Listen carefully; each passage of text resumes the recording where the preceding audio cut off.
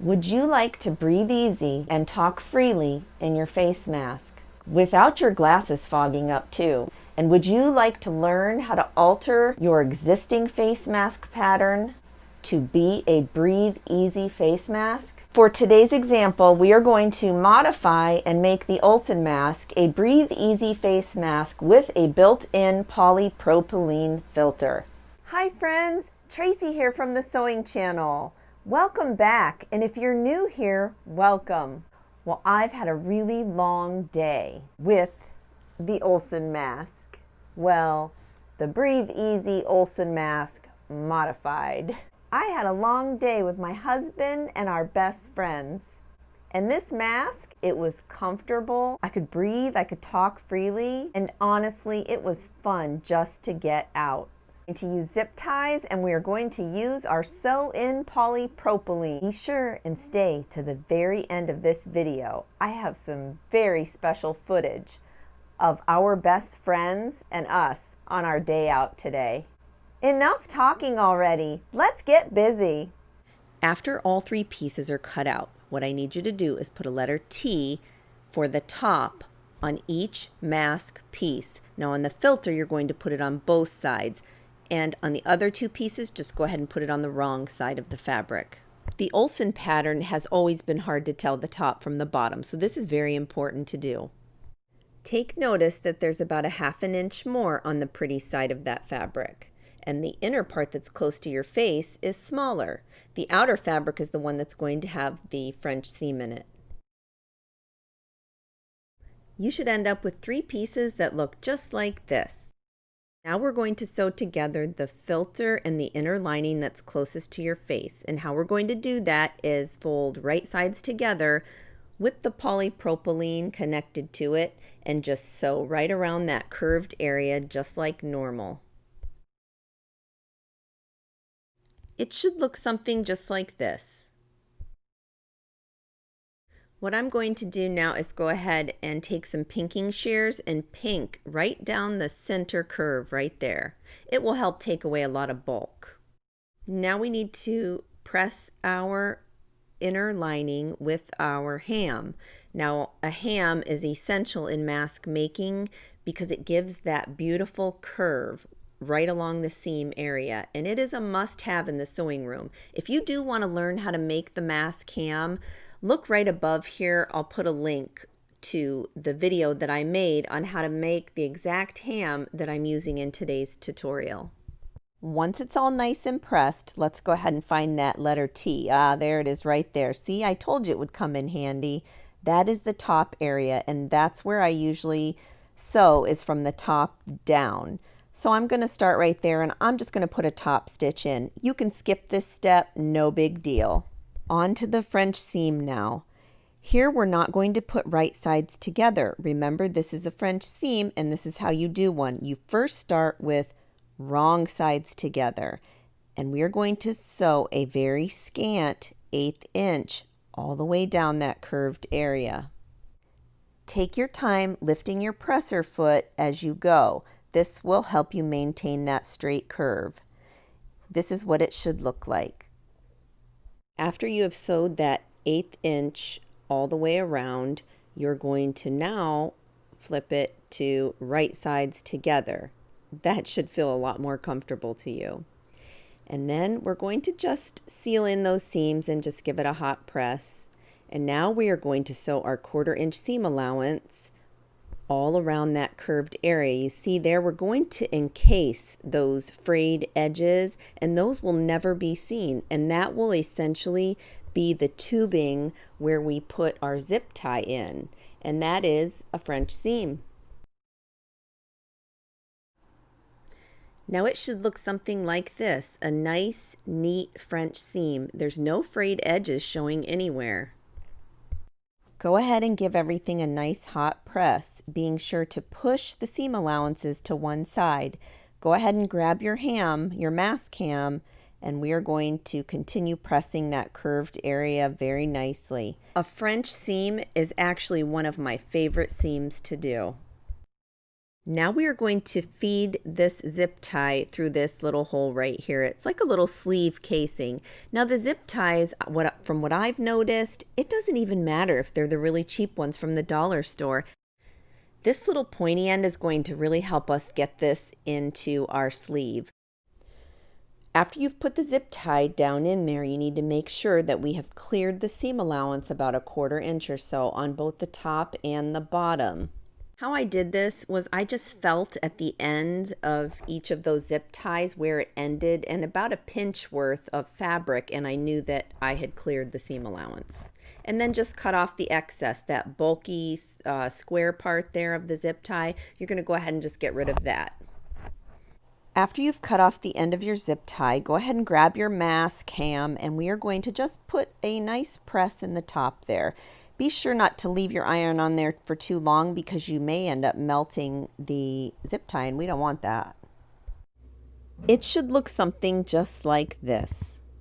Now let's work on the nose piece. Now for the nose piece, you're going to need some 5-inch foam in length and about 1/4 inch in thickness. And then we are going to need about a 4-inch in floral wire or any kind of wire that doesn't rust. And you'll need some heat bond and a scrap piece of fabric, just like you see what I have here.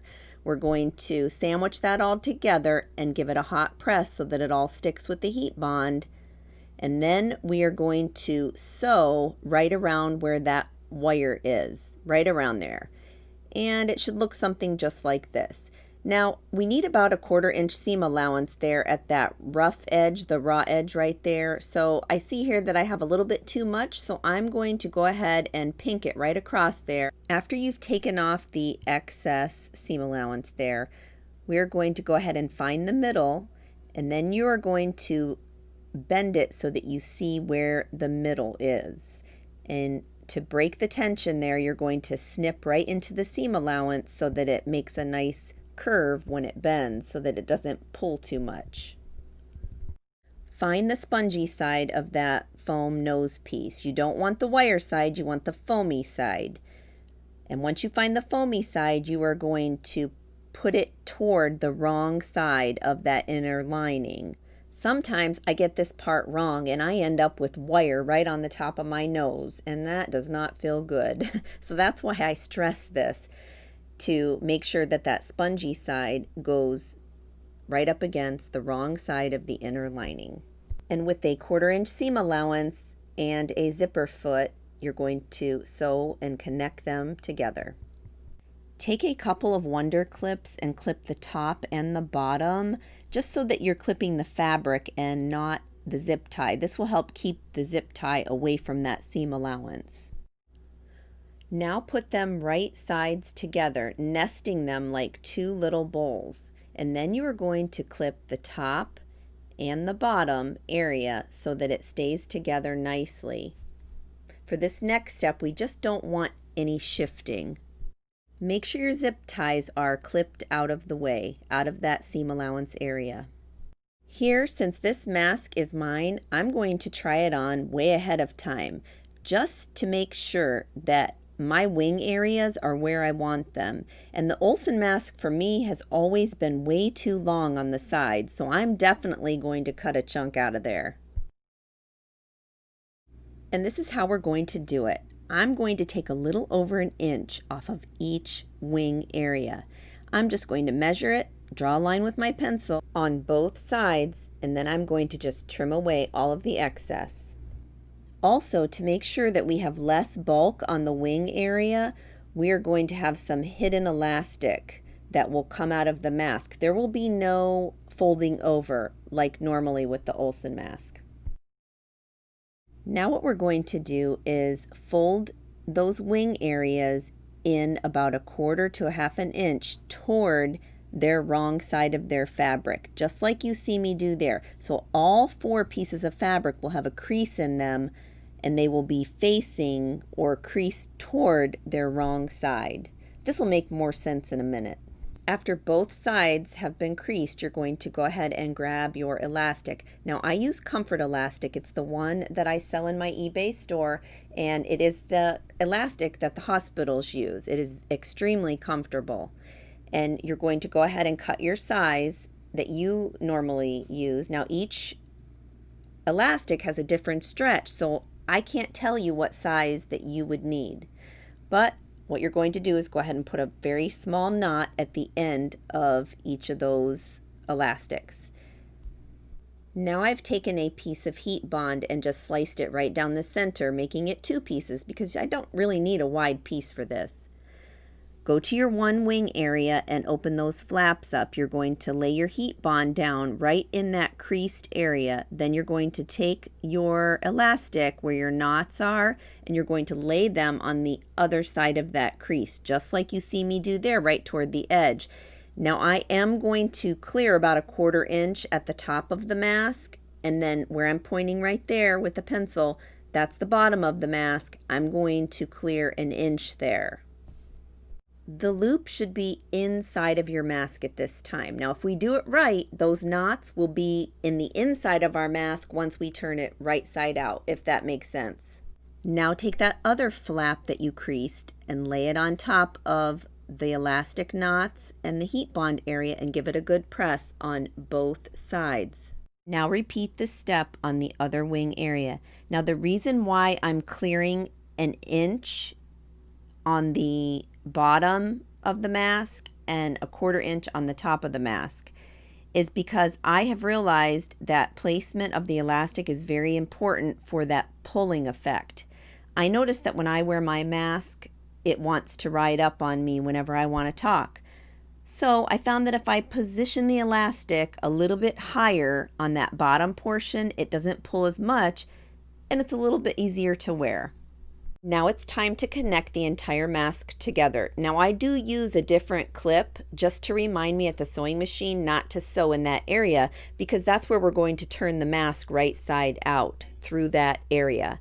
But what we're essentially going to do is do a 1/4 inch seam allowance starting right where you see me pointing, going all the way around at a 1/4 inch. Back stitching is very important because you don't want that fabric to stretch right there. And you're just going to go around the entire mask, leaving that open area though. Let me know in the comments too if any of you have made any alterations to any of your masks. I know it would probably help out a lot of people if we just shared the different things that we've done to our masks to help us.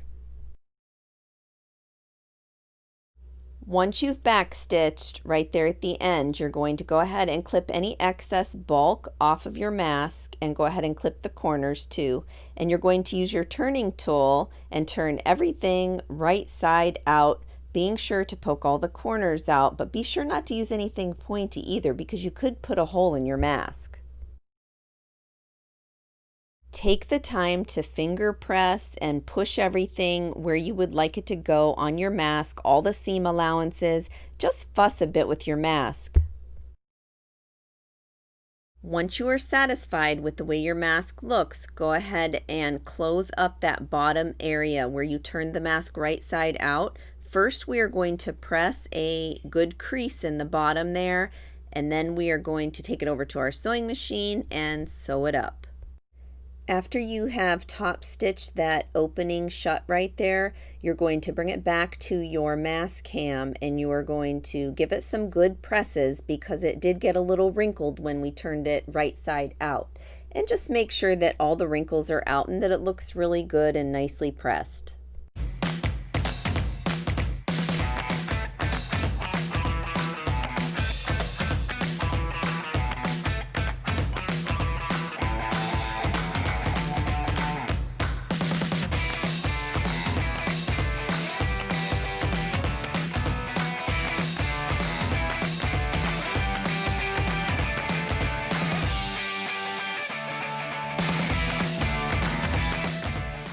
This is what best friends do, you guys. Right.